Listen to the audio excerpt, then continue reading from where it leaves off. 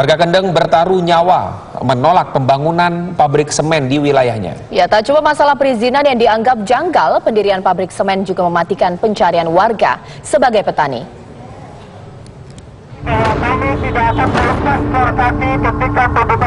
Aksi penolakan warga atas berdirinya pabrik semen di kawasan Pegunungan Kendeng menelan korban jiwa. Salah satu warga yang ikut mengecor kaki dengan semen di depan Istana Presiden meninggal dunia akibat serangan jantung. Kabar meninggalnya pengunjuk rasa yang menolak keberadaan pabrik semen sontak membuat publik terhenyak. Lantas, apa yang membuat warga rela bertaruh nyawa? Warga Kendeng memprotes terbitnya izin lingkungan baru yang dikeluarkan Gubernur Jawa Tengah Ganjar Pranowo untuk pabrik semen Indonesia. Ganjar Pranowo, Gubernur Jawa Tengah yang masih terus-terusan hidup dengan izin soal lingkungan, seolah-olah menjustifikasi perusahaan, menjustifikasi masyarakat yang diorganisir untuk terus mengganggu warga Kendeng, itu masih hidup izin. Dan kemarin Bapak KSP Teten Mas Duki tidak berani merespon apapun terkait dengan soal Ganjar Pranowo. Dan pada titik itu warga Kendeng spontan langsung mengatakan bahwa aksi akan diteruskan. Mereka pun berunjuk rasa hingga ke depan Istana Presiden di Jakarta. Aksi ini adalah aksi lanjutan setelah 12 April tahun lalu 9 wanita asal Kendeng melakukan hal serupa, berunjuk rasa mengecor kaki dengan semen. Pada aksi kemarin, Kepala Staf Kepresidenan Teten Mas Duki sempat menemui pengunjuk rasa dan meminta mereka menghentikan aksi sembari menunggu kajian lingkungan hidup strategis yang sedang dilakukan pemerintah untuk kasus ini. Bun Retno dan kawan-kawan supaya aksinya dihentikan dulu, ya, karena kasih waktu dulu kita untuk menuntaskan kajian lingkungan hidup strategis yang sedang dikerjakan oleh Menteri Lingkungan Hidup, dan itu akan selesaikan akhir bulan ini. Nah, dari situ nanti akan menjadi rujukan untuk pengambilan keputusan pengembangan Rembang dalam industri semen. Kami yakin bahwa KLHS itu karena melibatkan para ahli dari berbagai bidang keilmuan dan mereka adalah independen, akan sangat objektif. Warga yang tinggal di kawasan Pegunungan Kendeng menolak pendirian sejumlah pabrik semen karena dituding membuat lahan mata pencaharian mereka sebagai petani semakin sempit. Konflik antara warga dan pabrik semen ini pun sudah memasuki ranah hukum. Tim TV One mengabarkan. Warga Kendeng bertaruh nyawa menolak pendirian pabrik semen di kawasan Pegunungan Kendeng. Selain mematikan mata pencaharian mereka sebagai petani, warga juga memprotes terbitnya surat izin lingkungan baru. Padahal Mahkamah Agung telah membatalkan izin lingkungan sebelumnya dan saat ini pemerintah pusat pun masih melakukan kajian lingkungan hidup strategis. Kita akan segera berbincang soal ini bersama sejumlah narasumber kami. Sudah ada dari Kontras Mas Haris Azhar, selamat sore. Ya, kemudian ada Gubernur Jawa Tengah Ganjar Pranowo, selamat sore Pak Gubernur. Ya, selamat sore. Ya, Pak, sebelum kita mulai perbincangan ini, izinkan kami dulu untuk menghadirkan kumandang azan maghrib untuk wilayah DKI Jakarta dan sekitarnya.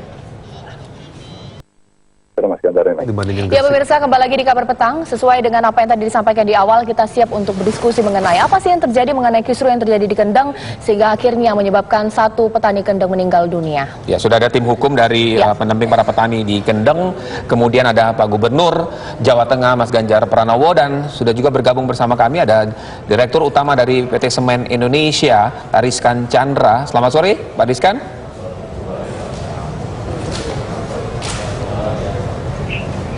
Ya, saya ke Pak Gubernur dulu Jawa Tengah. Pak Gubernur, ini lagi-lagi kami sayangkan sekali sampai ada nyawa yang melayang karena protes warga petani yang katanya tidak didengarkan oleh Gubernur karena pembangunan atau izinnya pabrik semen tersebut tetap diizinkan setelah dipenuhinya AMDAL. Sementara di pengadilan, di mahkamah, mereka banding, ternyata dibatalkan izin tersebut. Pak Gubernur, bagaimana melihat masalah ini sesungguhnya sebenarnya yang terjadi? masyarakat katakan tidak setuju, Oke. dan kemudian mereka berkeinginan untuk berkomunikasi katakan dengan pabrikan atau dengan kami itu, tentu kita buka komunikasi itu. Tapi jika kemudian kita boleh meminta begitu ya, boleh nggak demonya tidak membahayakan diri, ya. Yang kedua, saya tidak ada maksud sama sekali, tentu kita turut berduka ya, kita bersedih lah soal seperti itu. Tapi kalau kemudian kita mau bicara bahwa mereka mau berkomunikasi dengan baik, ya tentu kita senang, karena waktu ada komisi penilai AMDAL menguji hasil yang ada ini, mereka kita undang dan walk out loh Mas. Jadi sebenarnya kita memberikan kesempatan untuk menjelaskan sejelas-jelasnya. Kalaulah dikatakan bahwa ini akan merusak lingkungan. Tadi Mas Rizky menyampaikan agak serem Mas gitu. Ini belum beroperasi, yang satu. Yang kedua, di area sekitar semen ini itu sudah dilakukan penambangan sejak zaman dulu sejumlah 56 izin tambang. Ya. Dan itu tidak ada yang protes sama sekali. Saya ingin mendudukkan persoalan ini secara fair betul. Maka pada saat adendum itu dilakukan, kita undang mereka yang kontra, ya, termasuk mereka yang kita harapkan menolak. Meskipun materi penolakan yang dijadikan bukti pada saat itu ke pengadilan, kan ada yang fiktif, Mas. Ada yang Power Rangers. Harus komunikasi seluas-luasnya. Maka kalau ingin saya sampaikan dalam kesempatan yang baik ini, silahkan kita bicara. Tapi kalau kemudian dengan membahayakan diri kan ya kita menyesalkan juga toh. Pak Gubernur, jika dari petani selalu beranggapan bahwa kenapa Gubernur menerbitkan izin sementara instruksi dari Presiden harus ada kajian lingkungan hidup strategis terlebih dahulu yang kemudian dikeluarkan oleh Kepresidenan. Tapi izin ini terlanjur keluar di awal gitu. Itu yang kemudian menjadi dasar dari petani. Bagaimana Pak Gubernur menanggapinya? Enggak apa-apa, pada saat waktu saya diminta untuk mencabut, saya dikasih waktu 10 hari kok. Ya. 10 hari waktu itu, waktu yang diberikan kepada saya. Sorry, totalnya 14 hari kalau nggak salah ya.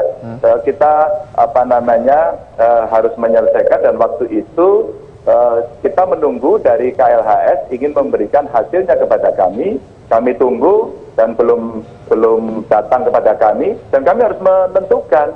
Kalau tidak kami melanggar juga begitu loh. Maka kita tentukan. Sehingga kalau itu mau ditunggu, nggak apa-apa, ditunggu saja. Sehingga dipospon aja nggak ada yang sulit. Tapi saya ingin mendudukkan bukan itu. Apakah benar penambangan ini nanti akan merusak lingkungan? Ya. Di sana ada komisi penilai AMDAL, terdiri dari yang fair adalah ketika komisi penilai AMDAL itu berembuk di situ. Maka semua boleh angkat tangan menyampaikan mana yang kemudian ini akan merugikan atau merusak lingkungan. Termasuk tadi dikatakan di awal ya, seringkali konfliknya begini, wah tanah kami akhirnya tidak bisa digarap. Tidak ada tanah petani yang diserobot loh ya. Kalau kita melihat putusan pengadilan yang disampaikan, tidak ada tata cara penambangan yang baik. Oke, maka berarti kita buat saja tata penambangan yang benar dan baik. Lalu dikhawatirkan kebutuhan air minum, kebutuhan air untuk pertanian berkurang, dikhawatirkan, masa masih prospek. Dikhawatirkan juga sistem akuifer tanah itu nanti terganggu. Tapi di dalam putusan pengadilan pun disebutkan, di atas cekungan air tanah boleh dilakukan penambangan, selama memang ini diperlukan untuk kepentingan negara. Maka sebenarnya semua tinggal diuji saja. Maka pada saat dulu saya pertanyakan betul, apakah keputusan ini artinya menutup pabrik? Tidak ada. Bahkan sang penggugat sendiri pun, Pak Abednego dari Walhi dulu, dia menyampaikan secara terbuka, kami tidak berbicara penutupan pabrik. Maka ketika kemudian ada adendum itu, kita proses semuanya, kita buka seterbuka-terbukanya, maka silahkan kemudian semua yang tidak sepakat menyampaikan pendapatnya di ruang yang paling fair. Kira-kira begitu penjelasan. Jadi teknisnya lebih kepada tata cara penambangannya, seperti itu menurut Pak Gubernur tadi ya? Enggak, bukan menurut Pak Gubernur, itu menurut putusan PK.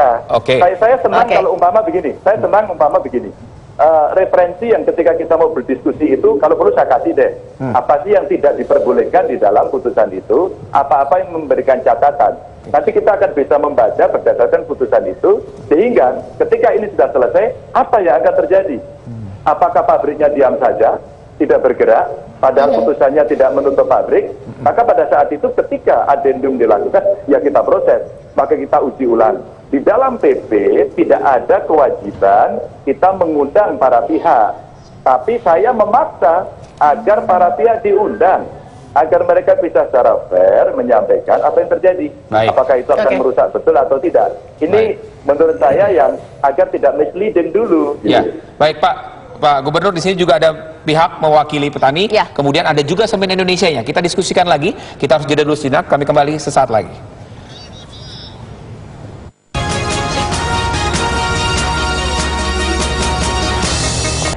Kita lanjutkan pemirsa, kisruh antara para petani di Kendeng dengan adanya pabrik yang akan dibangun, pabrik semen di wilayah Jawa Tengah, tepatnya di Pegunungan Kendeng.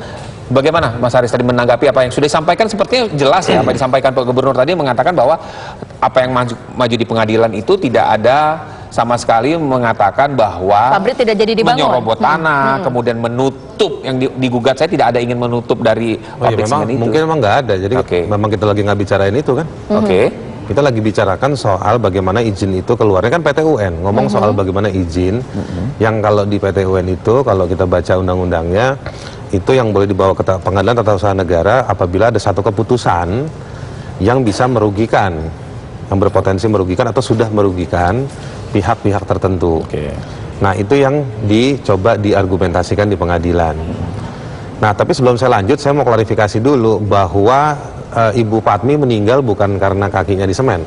Ya, jadi pasca ketemu dengan Pak Teten Mas Duki, sejumlah warga Kendeng itu sudah lepas semennya. Ibu Patmi sudah mandi, sudah ikut rapat dan lain-lain. Tiba-tiba jam 2 lewat itu tengah malam, dini hari, dia tiba-tiba dapat serangan jantung.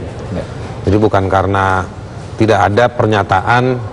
Kalau ada orang, termasuk pejabat-pejabat yang sudah saya lihat muncul sedikit-sedikit bilang bahwa itu meninggal karena aksi, saya pikir itu kesian sama pejabat tersebut, karena dia nggak punya dasar apapun. Jadi termasuk judul di TV One tadi itu menurut saya salah, dia bukan meninggal karena aksi. Bahwa aksi itu berbahaya, tidak 24 jam. Kalau sehari itu ada 27 jam, mungkin 27 jam ditemani oleh dokter, diawasi secara rutin. Dari waktu ke waktu petunjuknya sudah jelas sekali. Jadi tetapi ini simbolisasi bagaimana mereka sudah kemana-mana.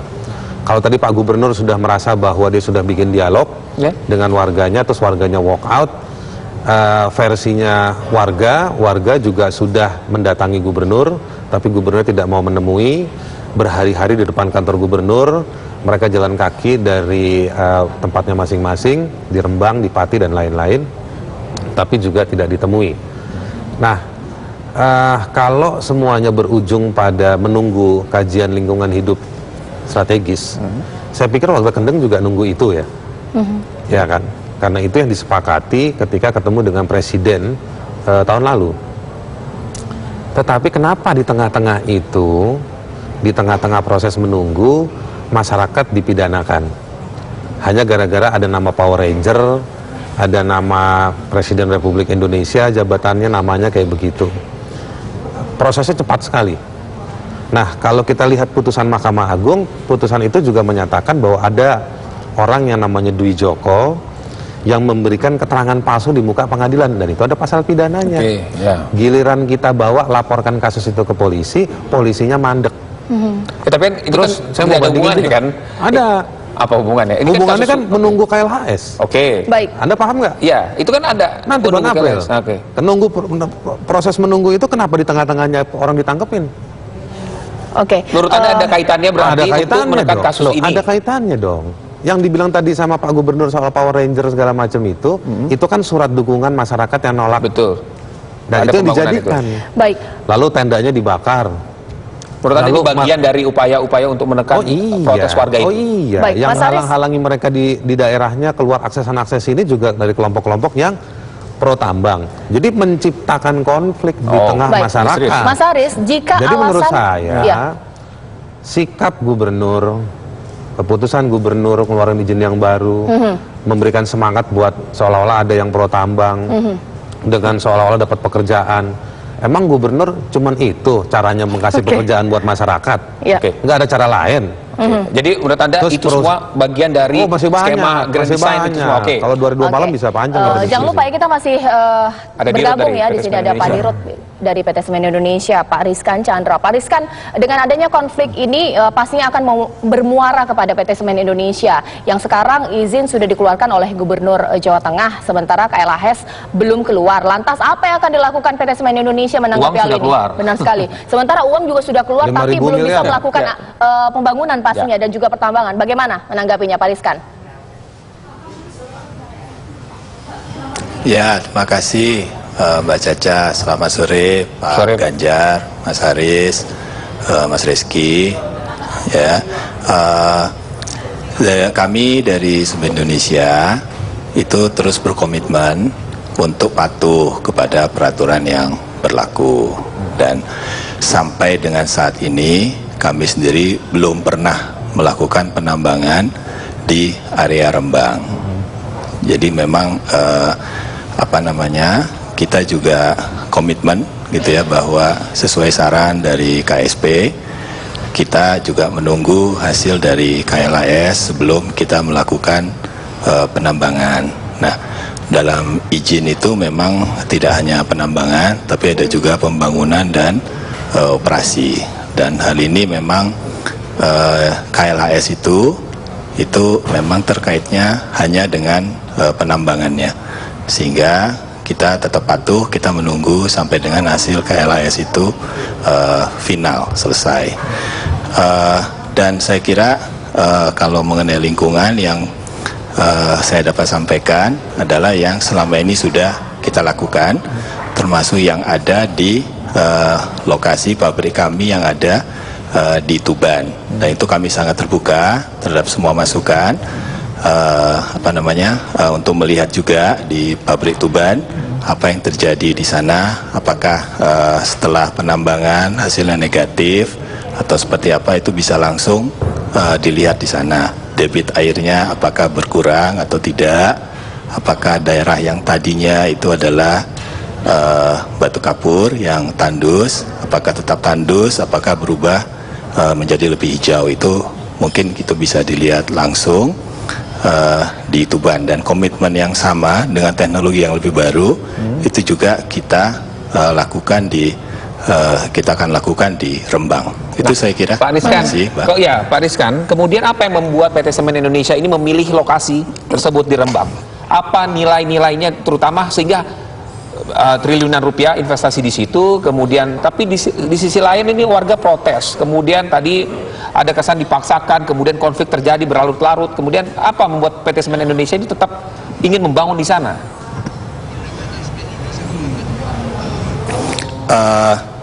Terima kasih Mas. Jadi rencana pembangunan sudah dimulai sejak tahun 2010.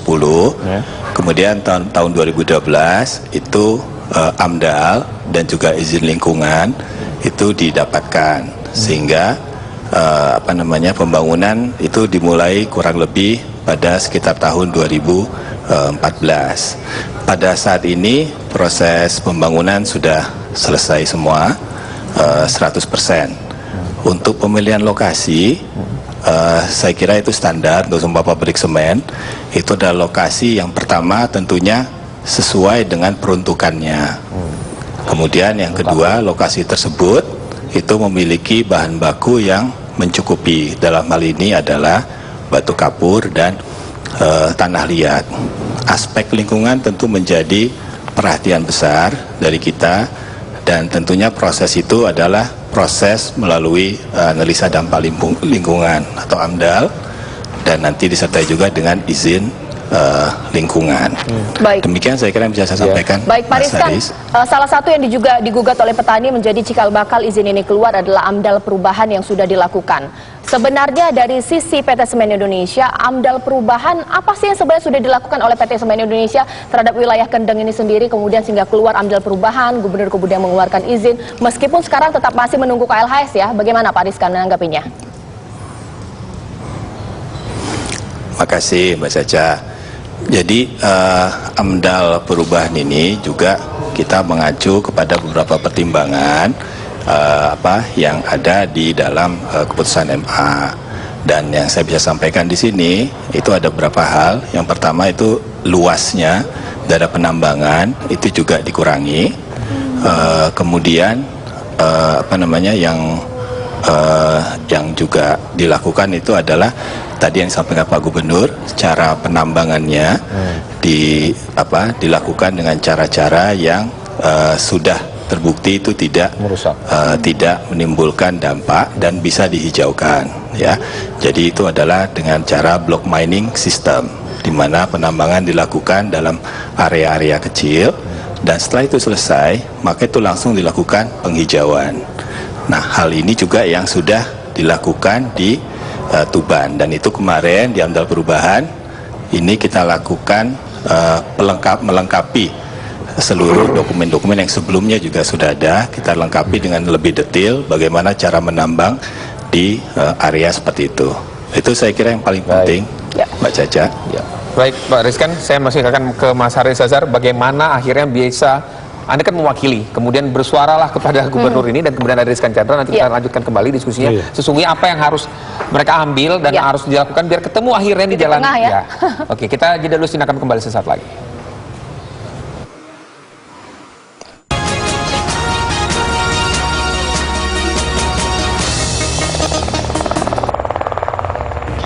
Kita lanjutkan pemirsa. Mas Haris, langsung saja nih.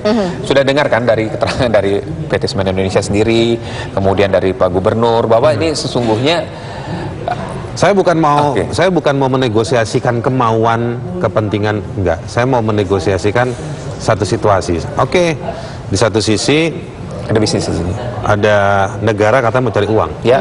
Ya, ada investasi yang bisa masukkan negara. Tapi kan Semen Indonesia ini sahamnya udah bukan saham orang Indonesia loh. Nanti kita tanya aja sama direknya. Ya kan, itu satu. Yang kedua, semen di Indonesia sudah surplus. Jadi kalau mengincar ini katanya cuma 6 juta kubik. Ya kan? Yang ketiga, saya ingin melihat pada sisi yang seberang. Ini ada masyarakat yang sudah hidup puluhan tahun. Masyarakat adat Jawa yang dia menyatu dengan nilai-nilai alam tadi itu. Bahwa katanya air nggak rusak. Mohon maaf, saya bukan ahli soal teknik alam itu ya. Tapi menurut saya tidak ada tambang yang tidak merusak. Tambang itu merusak. Dan perbaikan situasinya itu bukan butuh hari dan bulan. Dia butuh ratusan tahun untuk pemulihan. Gitu. Dan semua dana-dana pemulihan itu kita lihat banyak yang nggak pernah juntrungannya jelas. Mas Aris, gini, kita coba. Nah sekarang saya mau ingin negosiasikan. Kalau memang negara cari uang, kalau memang negara ingin menciptakan pekerjaan yang mana itu tugasnya si kepala daerah menurut Undang-Undang Pemda, ada cara lain nggak? Atau kepala daerahnya sudah nggak sanggup menciptakan pekerjaan lagi? Ya ngomong, jangan memaksakan merusak lingkungan, jangan memaksakan merusak kehidupan. Yang dibela ini bukan cuma lingkungan.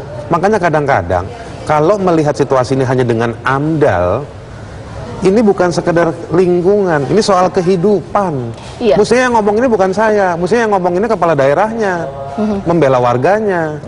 Yang berdampak langsung itu apa kira-kira langsung dirasakan oleh masyarakat yang tinggal di sekitar itu yang langsung? Bahwa tanahnya nggak diambil mungkin iya.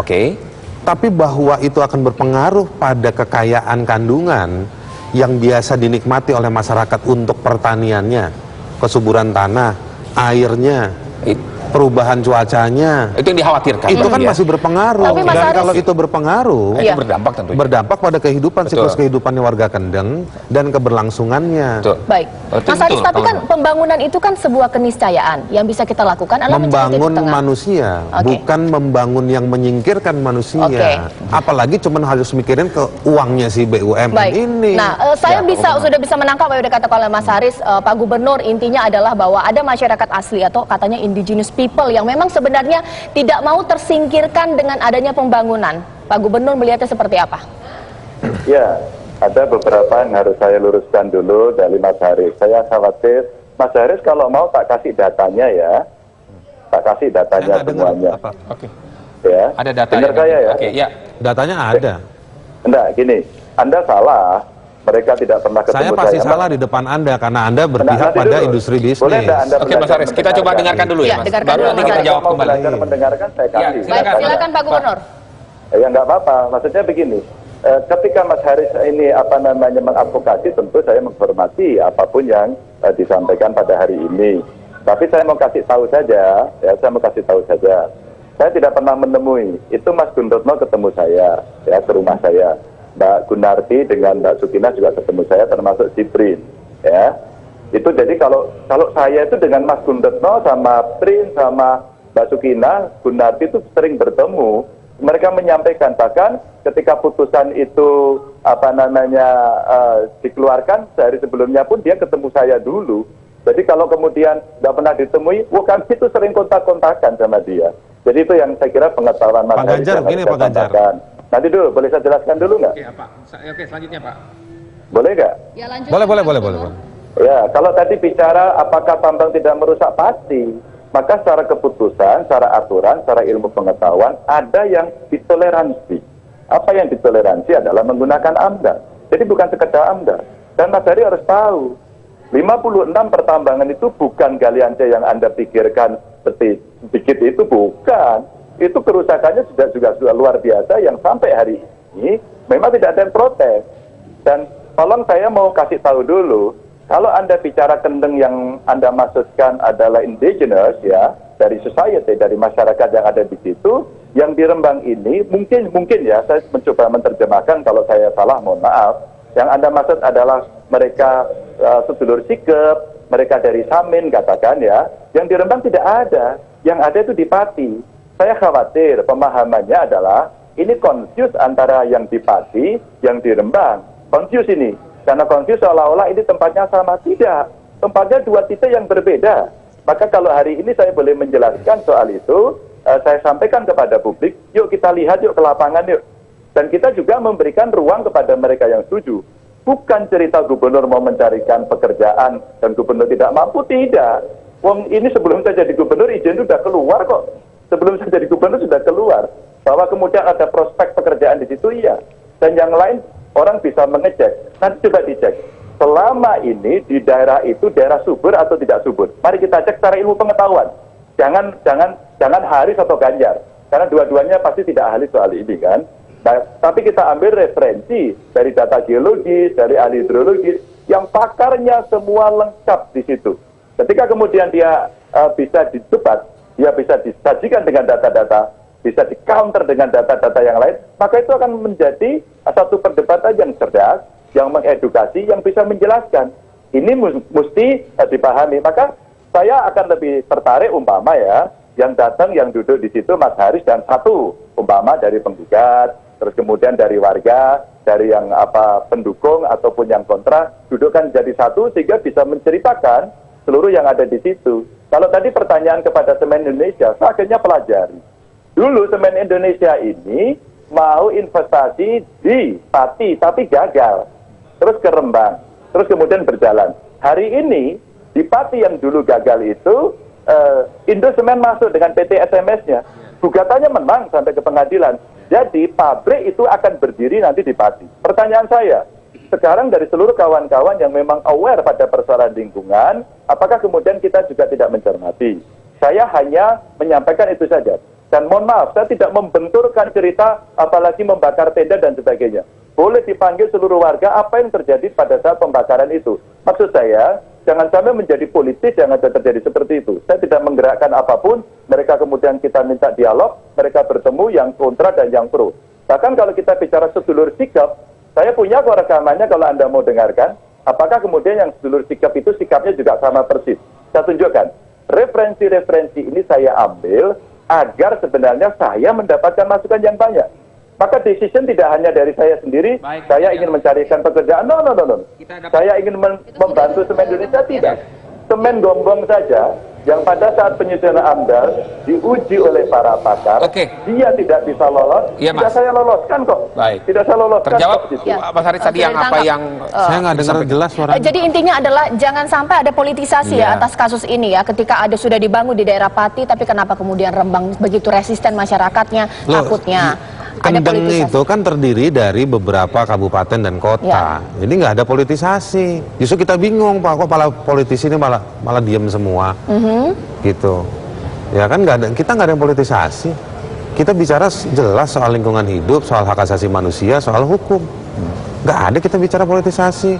Soal bahwa ada pertarungan seolah-olah antara yang di Pati tadi, yang di Pati sekarang izinnya kena dapat Indosemen, pertarungan itu mereka.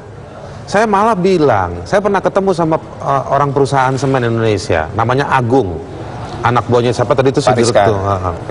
Saya bilang, jangan-jangan cadangan semennya dikit, cuma 6 juta, tapi situasi ini dipelihara karena banyak orang menikmati uang dari pertarungan ini.